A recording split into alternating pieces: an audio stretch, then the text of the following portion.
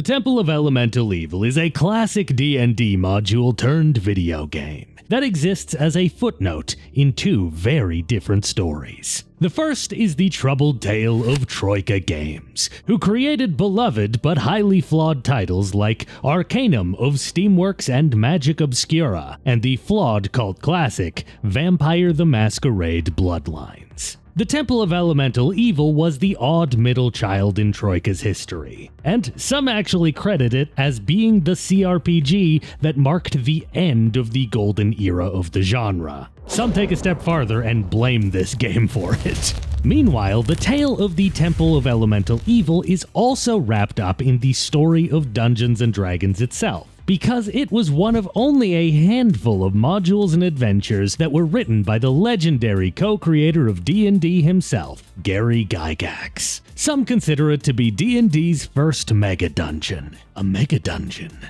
with an ancient secret. The secret of why in God's name was there a 6-year release gap between parts 1 and 2 of the module? That's actually heinous. The reasons why are wrapped up in the intricacies of Gary Gygax's life and history. We cover a lot of D&D history on this channel, especially old D&D, which means that Gygax has been mentioned a couple of times on here before. And every single time I mention him, I get accused in the comments of being Gygax's #1 hater. And that's not really true. I think he was a fairly complicated guy, but I do see a lot to like about him. I reckon it's high time to give the man his due and give him some more thorough coverage. Feel free to skip ahead if you aren't interested in the guy who wrote the Temple of Elemental Evil. I'm gonna have lots of timestamps down below if you're not interested in the specific angles of the story of this game. Now, the reason I always come off as a Gygax hater is that Gary had some very serious strengths and weaknesses. And when you're summarizing the play-by-play of the history of the hobby, Gygax's weaknesses actually come off a lot more thoroughly than his strengths. Gygax was a pretty terrible businessman. Flawed in his personal life, not especially talented as a game designer, and he was also a guy who was just behind the times on things like gender, even in his own era. It can be easy to see Gygax as a below-average nerd who was just in the right place at the right time, but that just isn't true. Now, Gygax is a bit of a culture war figure in the modern day, and that tends to cloud a lot of the discussion around him. You guys know me by now. I'm not afraid to jump into the politics or the culture war when a subject demands it, but in this particular case, I actually think it's mostly irrelevant, and it largely just serves to get in the way of the subject. There are plenty of videos and articles exploring whether or not Gygax was a good man, and I encourage you to go seek them out, but we're putting all of that aside for now. Gygax was complicated, but I have a lot of sympathy for a creative who struggles with the business side of running a hobby. I would say I mildly like Gygax, and not because he created D&D, which, no, he didn't, not really, at least not alone. No, the thing I like about Gygax is that he was the single greatest community builder to have ever been put in charge of a hobby. Speaking of community, this one is currently building something. I recently sat down and wrote over 30,000 words of dark fantasy audio drama, inspired by Elden Ring, Slay the Princess, and Wraith the Oblivion. Have you ever been playing a FromSoft game and found yourself enjoying the main companion NPCs, and just felt that, like, these are cool characters and all, but I just wish I got to actually spend time with this character? Well, if that's the case, the Shade of Atlmor is for you. And due to a wild series of coincidences, our enigmatic sorceress companion is somehow played by none other than FromSoft lore narrator, Miss Chalice. I have a few talents over the ley lines of this world. Astray I am, surely, but I was once so much more. The other half of our dream team is the silent yet vibrant protagonist, the Shade of Atlmor. A creature plucked from undeath and bound to a witch's ancient vendetta against the moon. Right now, the project is live on Kickstarter. You can even listen to the full pilot episode right now and see if you like it. We're hoping to fundraise enough to assemble a team of high-quality voice talent to bring the broken kingdom of Atlmor to unlife. We've got tons of rewards to offer backers, bonus content, wallpaper, a digital album, and a high-quality, annotated, and decorated PDF of the script. We're even offering in-character audio thank you cards from Miss Chalice to those who donate $150 or more to the project. Only 50 of those available, so get yours today before they run out. This is the first original work I've put out since I started my channel, and it's a dream come true to build this story with all of you. Now, back to the show.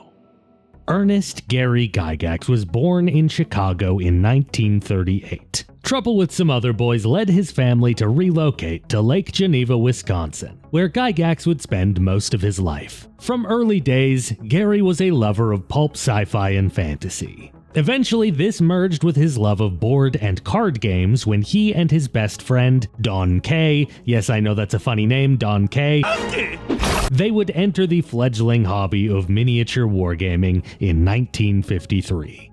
Gygax ended up dropping out of high school in '56 and joining the Marines after his father passed away. Unfortunately, fate wanted Gygax to experience the loser nerd lifestyle, and a bout with walking pneumonia would see him medically discharged. He moved back in with his mom, got a job as a shop clerk, and even got deeper into wargaming, notably the game Gettysburg. He would soon meet Mary Jo Powell, and the two would marry and have children, while Gygax continued to obsess ever more about his hobbies. Gygax was a simple guy. He went to church, he worked a series of dead-end jobs, and he lived for his free time, where he could play games with like-minded nerds. He would seem, if we did not already know who he was, to be a guy going nowhere in life.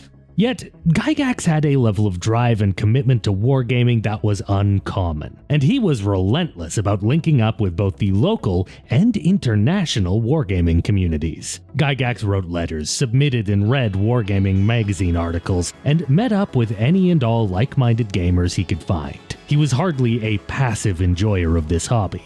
He was, in fact, so utterly devoted to his community that his wife, Mary Jo, reportedly thought he was using it to cover up an affair. After all, no one can love miniature wargamings that much, can they? And yet he did. And he was a pillar of the community, even at the cost of time with his family. After years of schmoozing around the Midwest with other hobbyists, Gygax began to properly flex his might as an organizer. He and a few others co-founded the International Federation of Wargaming, a club that quickly began swallowing up and uniting other wargaming clubs in the region. The organization hosted a number of smaller wargame gatherings, culminating in a fateful event thrown in Gary Gygax's basement in his home in Lake Geneva. 20 wargamers gathered together. It would come to be memorialized as Year Zero of Gen Con.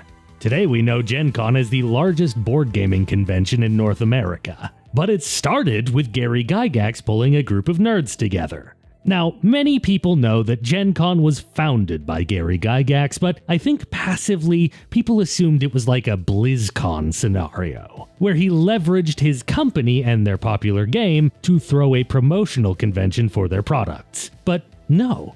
Gary built Gen Con in 1968, a full 6 years before the creation of Dungeons & Dragons. The first official year of Gen Con was actually the following year, in 1969. It would be attended by a little less than 100 people. By 75, when D&D was out but not yet widespread, Gary's little convention that had been held in his basement 6 years earlier had an estimated 900 attendees. And I don't think it was D&D that did that. I think it was Gary and his friends. D&D had only sold less than 2,000 copies at that point. It wasn't a major pull to attend the convention that year. Over his years building up the Gen Con and wargaming communities, Gygax would come to meet a number of people who would come to be legends in the early history of D&D. Most important of all of these people was when wargamer Dave Arneson attended Gen Con. This meeting would prove to be immensely important. Gary is starting to find himself as the confidant of every gamer with an idea, as well as the nearly undisputed #1 community organizer guy in the wargaming hobby. Gary plays a game called The Siege of Bodenberg, and his friend Jeff Perrin writes up a home version of the rules and sends them to Gygax. Gygax starts expanding and revising said rules, and before you know it, they've written a wargame system called Chainmail, which they would then distribute in the Castles and Crusades magazine. they would immediately expand these rules to include fantasy scenarios. While Gary Gygax is steadily becoming a niche magazine micro-celebrity, his professional life isn't doing nearly so well. He finds himself unemployed, and famously spent several years as a freelance shoe cobbler. Side note, can't we all mourn the state of the world these days that you can no longer have a single income family home with several children and also have money for hobbies as a freelance shoe cobbler? Ah, the billionaires really have taken the dream. Anyway, one fateful eve, Gygax finds himself at an experimental gaming event thrown by that Gen Con attendee he met a few years ago, Dave Arneson. Dave hosts a game called Blackmore. Not a war game, but in fact, it was quite possibly the world's first role-playing game.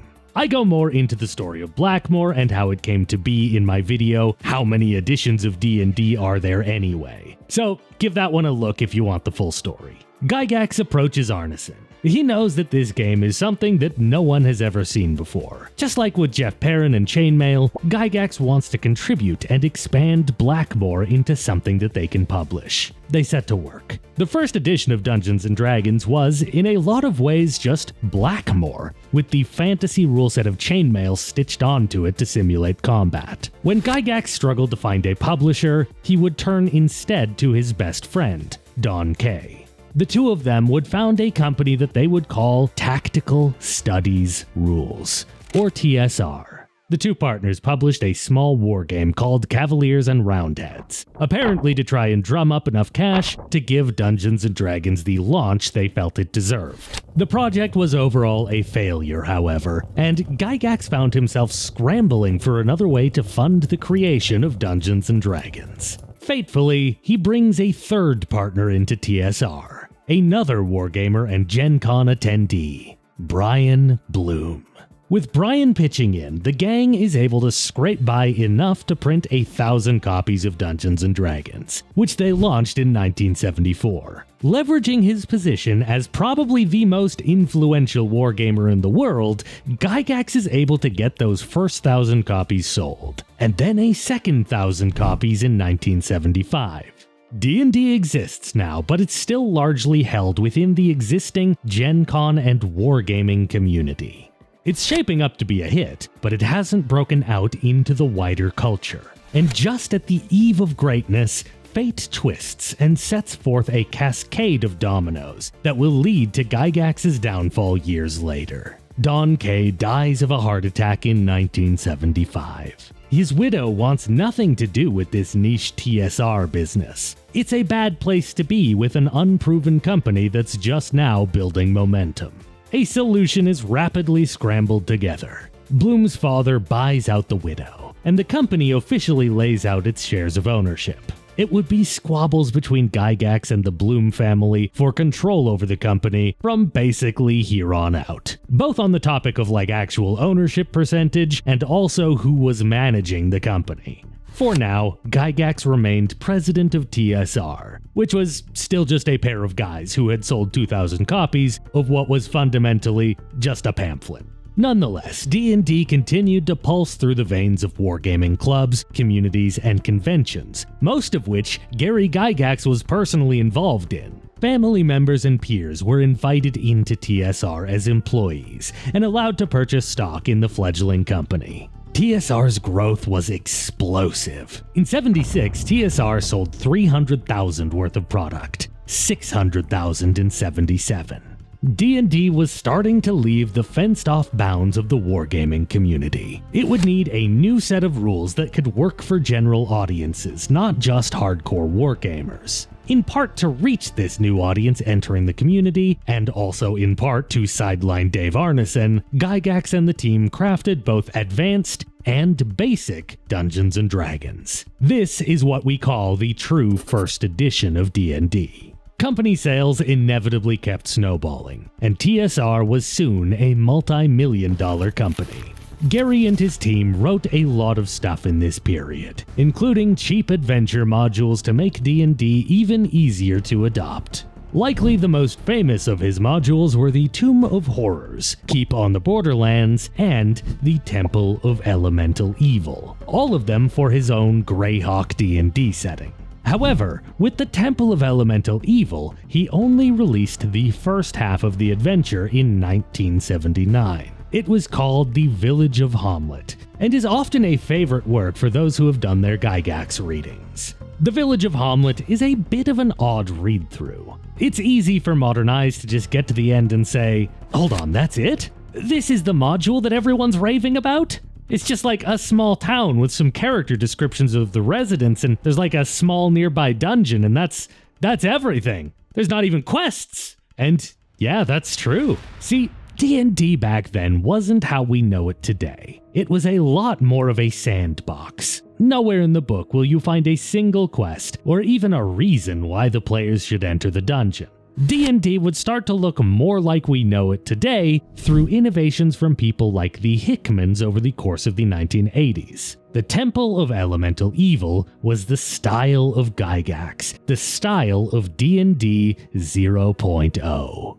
Gygax's design work was focused on player choice, tactical combat, pulp adventure, and to the outside eye, outright cruelty. Gygax balanced his games around his own table of players, mostly veteran wargamers, and his adventures were more often than not terribly suitable for newer players. But there was still some real genius behind the design of the Village of Hamlet. Many of the villagers are associated with various factions, including a rising tide of evil that has infiltrated the town. The module explicitly states that as the players interact with people, their moves are being tattled on to the various movers and shakers in town. Most D&D modules, both now and then, involve the players reacting to the plot. Yet the opposite is actually true here. The sparsely planned Village of Hamlet is written to react to you, and that is what makes it special. Now, why did it take 6 years for the actual Temple of Elemental Evil to come out? Well, you'll spot, if you look at Gygax's publication history, he seems to slow down quite a bit starting in 1980. Why? Well, for starters, his personal life was beginning to grow rather turbulent. He ended up divorced in 1983, but there was also the fact that he was now focused on running a company. And also, he was focused on winning a fierce battle of control for that company against the Bloom family. And what made the cutthroat corporate politics so wacky was the fact that neither Gygax nor the Blooms were very good at this. The product mostly sold itself off the back of word of mouth due to the supercharged RPG community that had grown out of the original wargaming community. TSR's growth rate is utterly staggering in this time, and it covered up the mismanagement that was going on. TSR was publishing stuff that could never be profitable. They bought out wargame companies with unpopular products, and invested way too much of their money on things that made absolutely no sense for them to be getting into, such as their 1983 purchase of the Greenfield Needlewomen Company, which many people speculate was because Bloom's wife was into needlework. These mistakes still did nothing to hurt the company quite yet. D&D was growing so explosively that all of the bad investments and overhiring that was being done wasn't hurting anything yet. Corporate squabbles continued, and the Blooms launch a power play, exiling Gygax to Hollywood to get a film deal done and to get him out of management. Gygax might be an 80s nerd, but as you have no doubt seen, he was good with people and could schmooze pretty well. He actually seemed to fit in well with all of the Hollywood types, and all of the cocaine they were doing in the 80s, allegedly. Soon, a movie was being shopped around, starring Orson Welles. Ah, the French champagne. But before it came to pass, Gygax was able to get the D&D cartoon made. This cartoon, which mainly served to get Gygax out of the Bloom family's way, ended up being one of the top cartoons of that era for all of its seasons. In 1984, however, reality finally came crashing down on the booming but mismanaged company. Rapid growth could not continue forever. Eventually, most of the people who would play D&D would already be playing it, and the revenue would stop doubling. The signs were already there in 1982, with less new players entering than the year before, and the existing player base only increasing their purchases a little bit more than the year before. But TSR wasn't really run by people who could understand what those numbers meant. Management would spend and hire and print and borrow money on the assumption that 1983 would be yet another explosive year of growth. Their internal estimates were that it would be between a $45 to a $75 million year. Instead, they made $25 million, and the company was now in free fall from all of the overspending and unprofitable ventures. The movie is abandoned, and Gygax hurries home to clean up the catastrophe. The banks are demanding overwhelming cuts to staff and publications, and TSR does what they can. As a company, they have made it a point to not give over control at all to non-gamers and non-nerds, but the crisis leads them to make some compromises on investors. They soon sell a number of shares to Lorraine Williams. Not a gamer by any means, but she is the heiress of the Buck Rogers family fortune. Not a nerd, but she does come from nerd money. Lorraine is given a position in the company, but soon begins clashing with Gygax. To try and get the company out of hot water, Gary and others try to increase their published output for D&D as fast as they can manage. He's been plugging away at the Temple of Elemental Evil for years, but it needs to be done now, and he's too busy doing crisis management. He hands his notes over to Frank Mentzer and asks him to get it done, and Mentzer does so. After 6 years, the village of Hamlet finally has its second half. Though it famously feels like it's been 6 years, and it feels like it's an entirely different writer and age of content. The Temple of Elemental Evil feels like you've crossed an age threshold in its different halves. TSR hasn't quite stabilized, and the Bloom family wants out. Gygax arrives at a board meeting one day when the coup is executed. Lorraine Williams, in secret, purchased the Bloom's family shares of TSR. She is now, only a few months after entering the company, the majority owner. Gygax is removed from his position, and Lorraine is now the head of the company. Gary would remain prominent as an unofficial community leader in hobby spaces for 30 more years, until his death in 2008. His ousting never did end up sitting right with the player base at the time. Lorraine would succeed at pulling TSR out of its tailspin and righting the ship, before crashing it into an entirely different iceberg a decade later in the late 90s, and then selling the company off to Wizards of the Coast. Lorraine is a fascinating figure in the community, and a widely reviled one.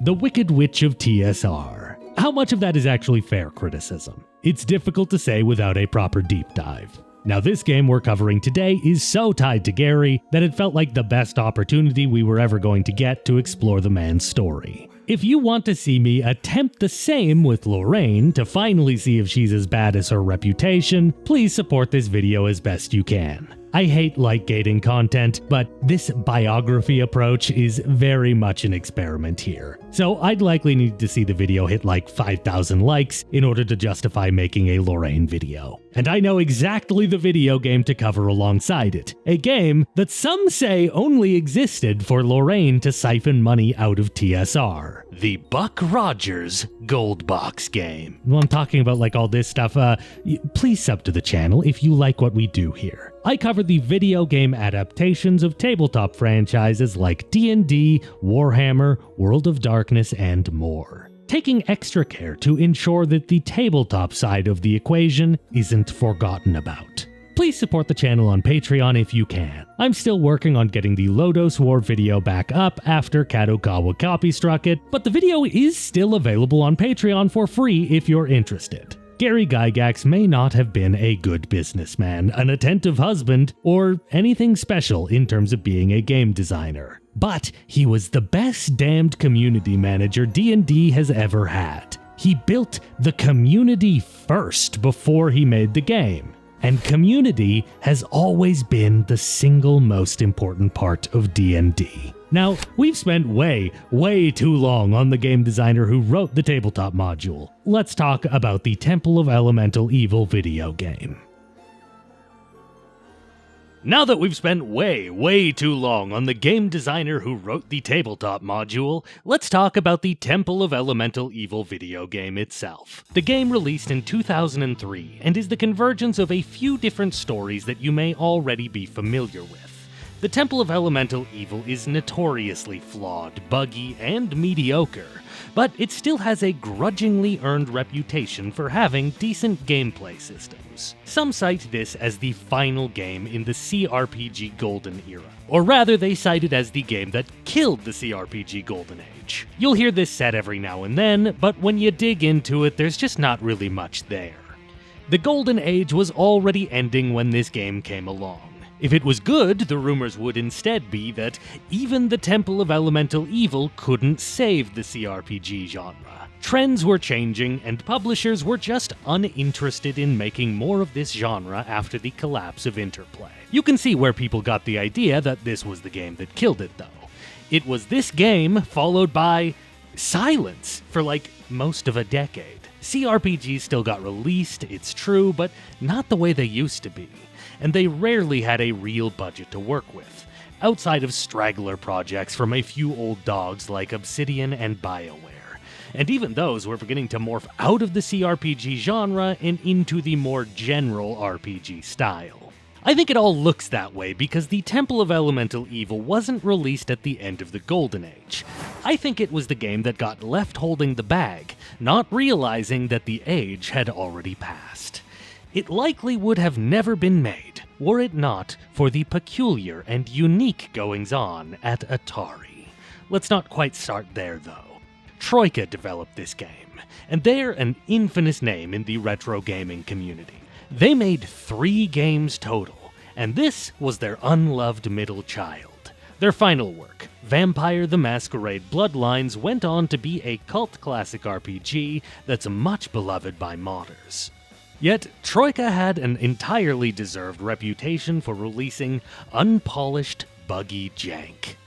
Literally all 3 of their games released in awful states and needed lots of patching and eventually modder support. You know Bethesda's reputation? Build a mediocre game and just let the community sort it out after?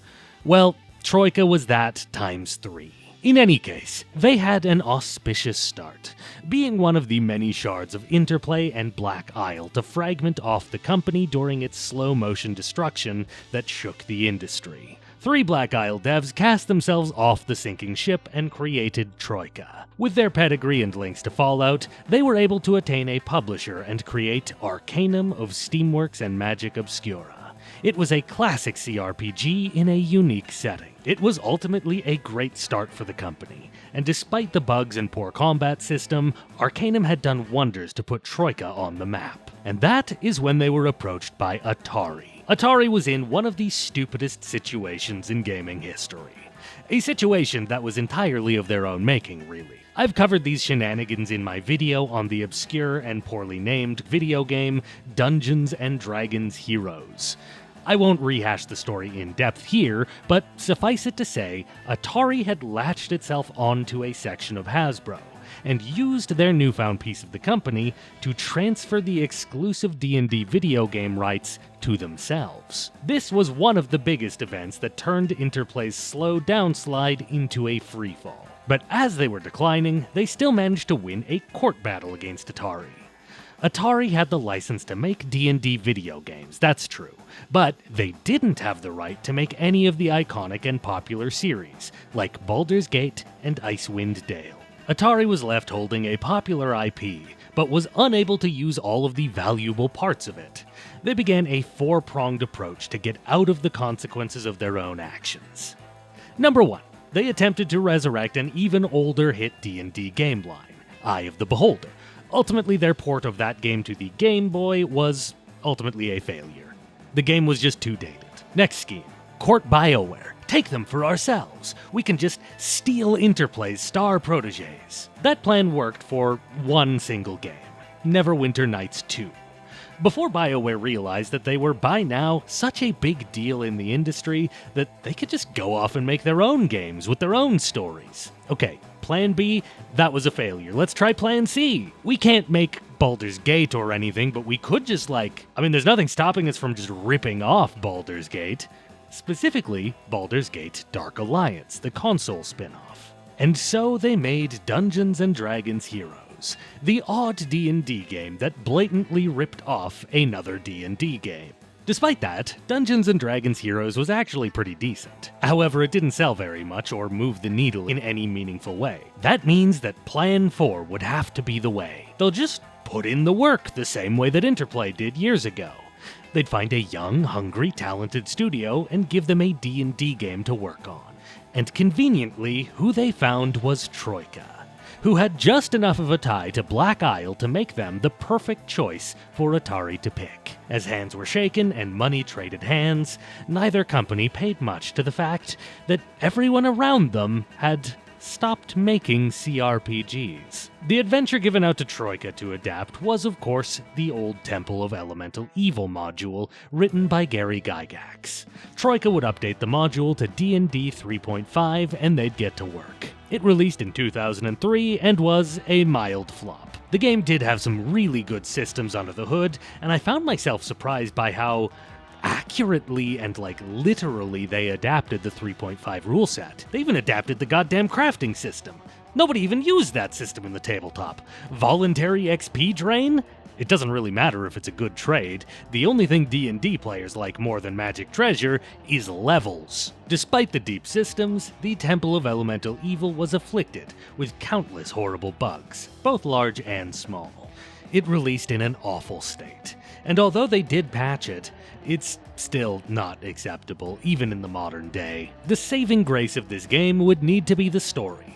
Fortunately, that was something that Troika was good at, but it was something that the module they were adapting is not good at. The Temple of Elemental Evil is a sandbox. It does have good emergent narrative as you bumble your way into reactive enemy plots without meaning to. But as you can see, that's not the writing of the module that's excelling, it's the flexibility of the module that's excelling. And CRPGs, especially older ones, are notoriously inflexible.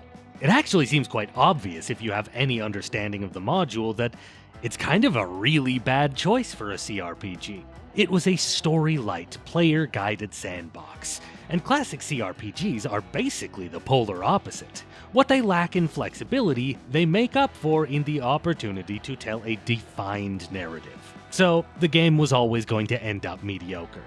But it didn't need to be janky as well. The fact that it was a buggy mess and it had very little narrative meant that it was very pronounced in its poor quality. Vampire Bloodlines was the follow-up, and it's a game that outright flopped at first. It would later on begin picking up steam on Steam, as modders discovered it and revealed it to be something of a flawed masterpiece. If Troika had managed to keep themselves afloat a few years longer, they would have found themselves with a game that eventually became quite popular, and there would have been ample room and demand for sequels, maybe even DLC. But Troika could not keep itself funded. They were able to shrug off one flop, the doomed project that Atari had foisted upon them, but now they had just released 2 flops in a row. And that's not a good place to be when you're a brand new studio. Bloodlines was a big step outside of CRPGs, and towards the mid-2000s style RPG. And it failed. Troika clearly tried to return to their CRPG roots, pitching a Fallout-like post-apocalyptic CRPG to publishers. But there were no bites. That era was over. And so too was Troika. History section over. What's in the game itself? Where the module drops you right into Hamlet and tells you that you're here looking for work, the video game instead runs you through character creation, has you pick a party alignment, and then runs you through a different intro vignette based on your party's alignment. My party rescued the remnants of a caravan after they were attacked by bandits. We're directed to the village of Hamlet to report what happened. Other alignments start the game in very different circumstances. These hooks are a nice touch, and they do add a little bit of structure to Hamlet, giving you at least one goal to work on when you arrive in town. I also like that it's kind of the mini half hook that I would imagine that a lot of DMs would slot in at the start of the module instead of the recommended start. We arrive in the village of Hamlet, and the game begins. As should have been expected, it's a bit of a rough start. Troika was quite literal in their adaptation of this module, so you're really quite aimless when you arrive in town. The vignette quest largely just sticks you into the intricate web of side quests, but you lack any direction beyond that. Troika did do some work connecting the dots though, and I mean they would have to. The NPCs from the original module are given interpersonal dramas, rivalries, and needs that they are trying to play out, and they need you to help grease the wheels of village life. It's a bit... I mean, you bought this game to dungeon crawl, of course, but instead you're spending the first 3 to 4 hours of gameplay helping a bunch of inbred farmers sort out who gets to put their hay bales in the shared shed, because one of them keeps hogging it, but it's actually because his wife died and he's in mourning. But there's also this widow that's interested in him, and his daughter wants to marry that heathen boy over there who worships the Old Faith. And the kid is willing to convert, but the Old Faith and the Church of St. Cuthbert, they don't want to rock the boat by converting people, because that would offset the balance. We actually really don't need to get into the details of the petty village soap opera. It's a bit lackluster even to play through, to be honest. I came here to adventure, but I've been at this for hours, intervened in 3 marriages, gotten my sorcerer married to a farm girl, and been proposed to several more times. I'm not gonna lie to you, it actually sounds amazing to play through the Hamlet telenovela in tabletop form. I want to be at that table, that sounds fun. But in a janky CRPG, I was just groaning every time there was a new complication. The intrigue with the characters loyal to the temple is mild, uninteresting, and easy to miss. Most of the temple servants all have the same plan: join your party and then backstab you later. They don't do the one thing that the village of Hamlet is known for. They don't react to you. And with every villain just wanting to join you, something like 6 characters wanting to marry you and elope to dungeon crawl, and a bunch of other tough guys looking for work, it seems like the entire damn village wants to join your party. And even putting aside that a lot of them want to stab you in the back later, you absolutely don't want companions outside of your core party. I'll explain later. Eventually, several different plot threads in town will lead you to the moat house nearby, so we start getting ready for that. It truly is important to help the villagers with their silly problems though, as you're gonna struggle if you go to the moat house at level 1. Lastly, as we side quest, the game has a rudimentary reputation system for the quests you've completed. Unfortunately, it's completely over the top in its bluntness. I did a ton of side quests and I only got 1 reputation the entire game. I did so many good deeds. I helped and saved people's lives. But the church asked me to check in on a guy who wasn't paying his church dues. The guy promised to pay. I went to the church leader and said, the guy says he'll pay. Church leader says, oh, he promised? That's a big deal. He's gonna lose his job if he doesn't pay now. I find him the next day, homeless on the street, and now the entire town despises me. After entirely too much dawdling about, we eventually arrive at the moat house. We've learned a few things by now. Hamlet was the site of a great battle against evil some years back, but the villains were not truly defeated, and instead locked in their temple to fester. By the end of our time in the moat house, we'll have fully concluded that the kidnappers and bandits are acting on behalf of the temple. But before we know that, it just looks like a bandit nest, until secret doors reveal a much larger set of tunnels beneath it, teeming with bugbears, bandits, and an ogre. It's not quite a one-to-one recreation of the module dungeon, but it does have all the important bits, and it ends up being a pretty decent intro to the dungeon crawling. The gameplay here is based on D&D 3.5, which has a peculiar side effect. If you're a modern CRPG fan, then the Temple of Elemental Evil plays like a really primitive Owlcat game. Owlcat's Pathfinder games are, of course, based on Pathfinder 1st Edition, which was sort of a hacked and repolished version of D&D 3.5. Elemental Evil as a video game had a reputation for being very crunchy in terms of how much of the tabletop rule set they adapt. And Owlcat has the exact same reputation for how they adapt Pathfinder. It's honestly uncanny. I've sunk a lot of time into both Kingmaker and Wrath of the Righteous. There's a big quality of life difference between their first game, Kingmaker, and their second. Temple of Elemental Evil feels like it's in the same game series, just like 3 or 4 sequels earlier. If you ever wanted to play a game that just feels like Stone Age Owlcat, I guess the Temple of Elemental Evil is for you.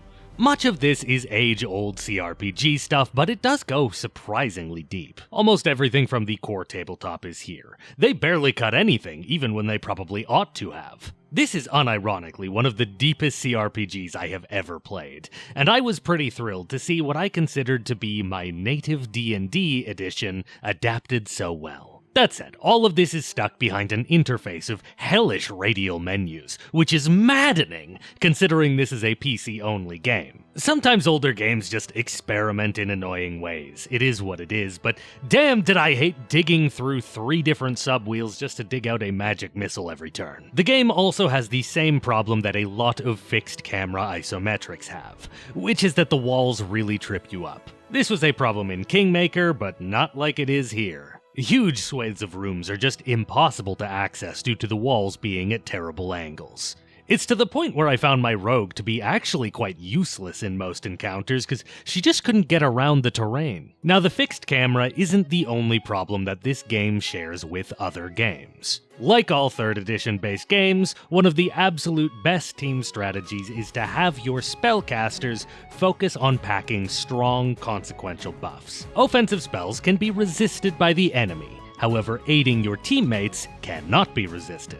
Thus, a lot of the time you'll end up with around 2 martial characters that turn into absolute wrecking balls due to the storm of buffs they've been souped up with. It's pretty fun in combat, but the issue is, as always in these games, it's a lot of standing around and buffing for 10 minutes before you rush through as many encounters as you can before the buffs wear off. Now that's more of an addition problem than it is a Troika problem, but the game is balanced on the more challenging side of things, making it more important than you might think to practice the 10 minutes of buffing meta.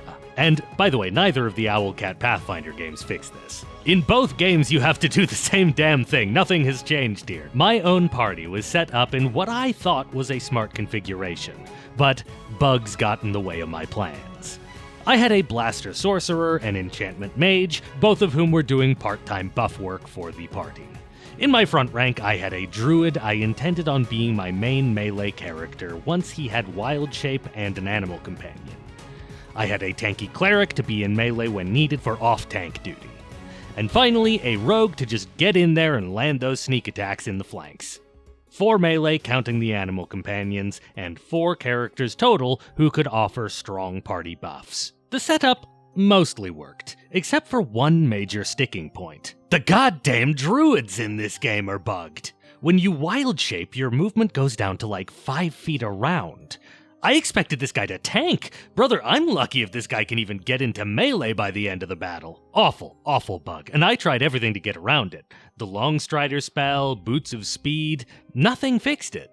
My tank was nothing but a buff bot, no matter what I did. That still left me with the off-tank Cleric and the Animal Companion, though. The Animal Companion acted as expected. Meanwhile, I went all in on making the Cleric a melee god. She became the subject of all of my buffs.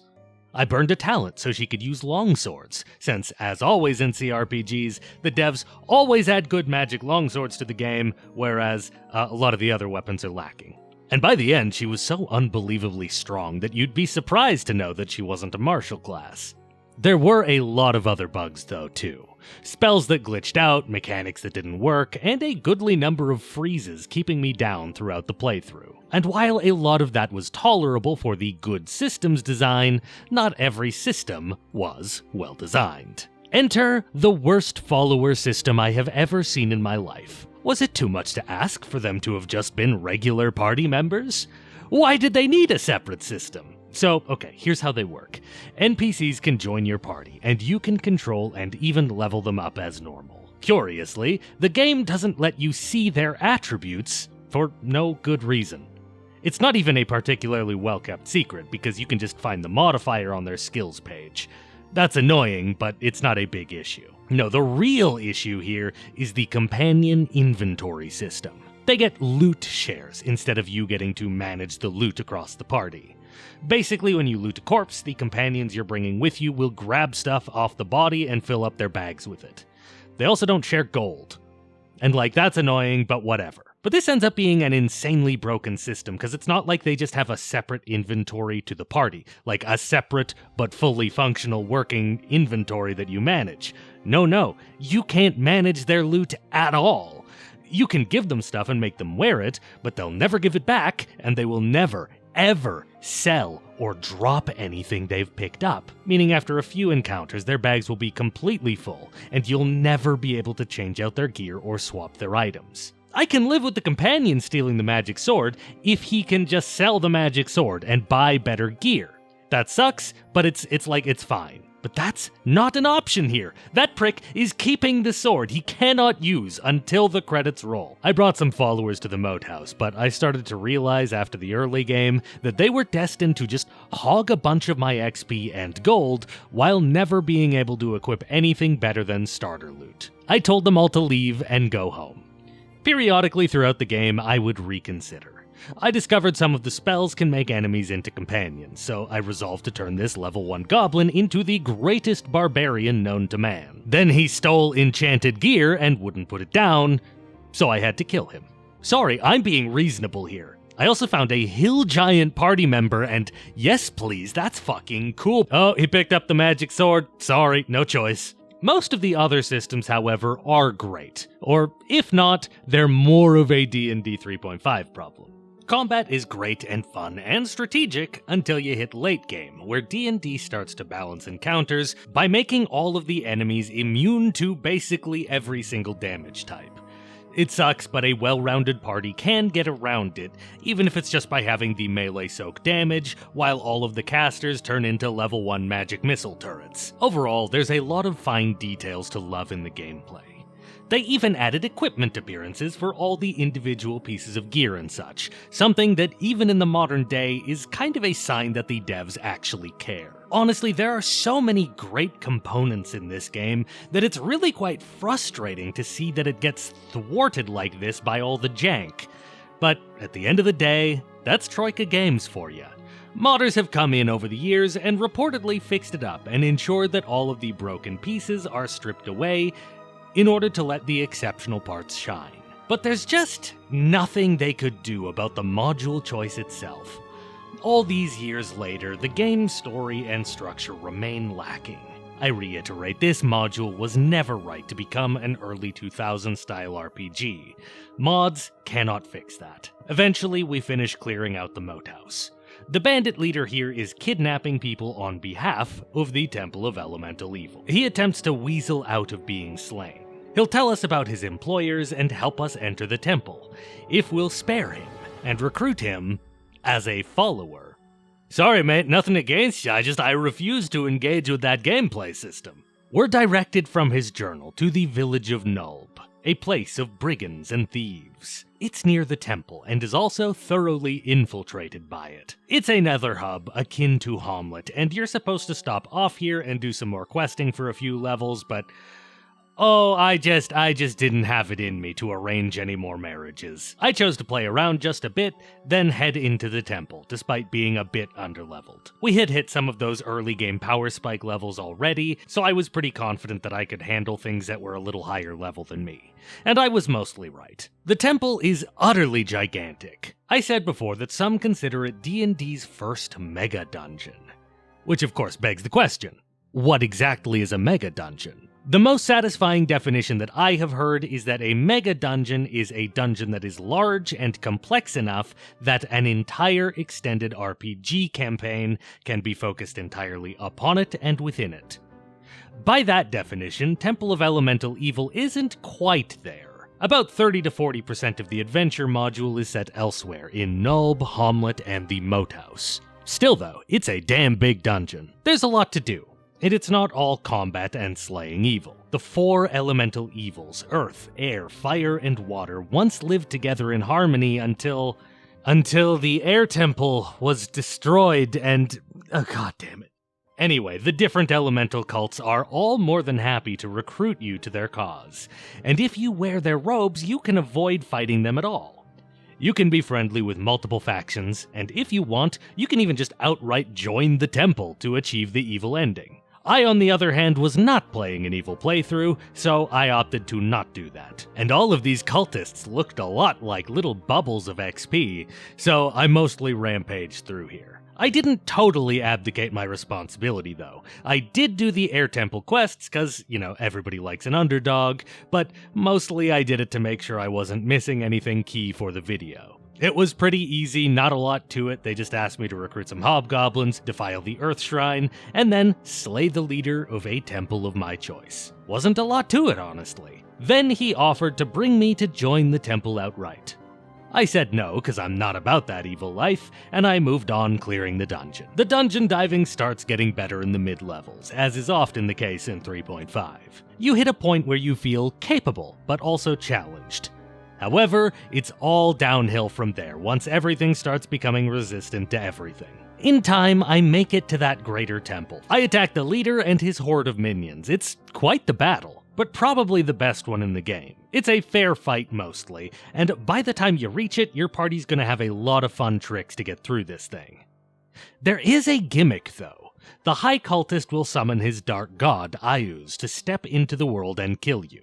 Now this dude was way tougher than my party, he's literally a god, but at least my cleric could tank him acceptably well. After 4 rounds, Saint Cuthbert shows up to say, Ayuz, fuck off, we don't interfere with mortals, and then they both disappear. Or at least, that was what was supposed to happen. In my game, I hit a bug. Saint Cuthbert just entered the mortal world to sit in his cuck chair and watch Ayuz fuck over my whole team. I reloaded after this unfortunate betrayal, and just focus-fired the cultist before he could summon his god. Much easier, all told. Post-cultist leader, we've got bigger fish to fry. There's something trapped below the temple, and beyond that, we've also found a wildly powerful and evil magic artifact, a golden skull. The Skull of Golden Death has 4 slots in it, slots for powerful elemental gems. The heart of the temple contains portals to the 4 endgame subplanes of the elements. We travel across each one, clearing the hardest areas of the game and killing their elemental overlords one by one. Each gem we collect grants the skull more and more powers, including just outright summoning a copy of the boss to fight for us. Late game bosses. You can summon a fucking Baylor. It's madness. We're playing around with max level at this point, so I start finally using those magic item crafting perks and pushing my party power up significantly. Geared up, leveled up, and carrying the most absurdly strong magic item I've ever seen, we grab the last gem and enter the lair of the god of this temple, Zugtmoy, Lady of Fungi, Queen of Rot, and Harbinger of Inevitable Doom. She starts out as a frail old woman trying to bargain with us to just let her be. She'll even enchant a solid platinum pillar to be light as a feather, so that we can just take it and leave her alone to live in riches for all our days. We reject her offer and attack the Dark Goddess to end the temple's corruption forever. She is a pretty beefy boss monster. Less immunities than normal, which is nice. Unfortunately for her, though, I quickly chain summon all 4 of the other bosses I just fought, and we all make quick work of her. It seems I missed the better ending, which was apparently to destroy the Skull of Golden Death before facing her. So instead, her defeat merely locks her back in her tomb for 66 more years. The region is once again saved from her tyranny. For now. But her final defeat becomes the work of a future generation of heroes. But at least I can summon Baylors. Seems worth it, to be honest with you. Plus, what am I gonna do? Take the work out of the hands of future generations of heroes? I've ensured that our grandkids have the same dungeon diving opportunities that we did. I'm not gonna kill Zugtmoy and pull the ladder up behind me. How else are the grandkids going to build up their personal fortunes? The Temple of Elemental Evil was truly a flawed game. But there was also a lot to love here. It's very Troika in that way. And I'll be clear, the things that were good were mostly gameplay, not plot, cause like, what plot? Would I recommend it? Not really.